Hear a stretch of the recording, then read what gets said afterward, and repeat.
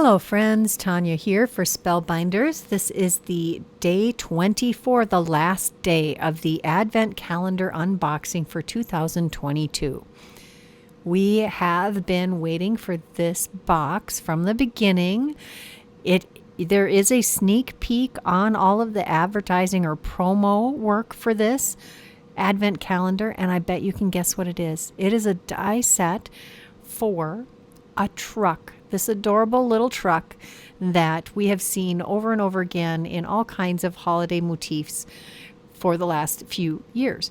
We've got all of the different components to build our cute little pickup truck with a present that rides in the back and a bow on top. Can't wait to play with this, and you could use this for all kinds of occasions. Again, this is not strictly Christmas related. I hope you enjoyed this Advent calendar as much as I did, and that if you didn't get it this year, you put it on your list of things that you have to do next year. And if you did get it, you are going to play with this all year long. Until next time, here are a couple more videos I thought you might enjoy. Bye-bye.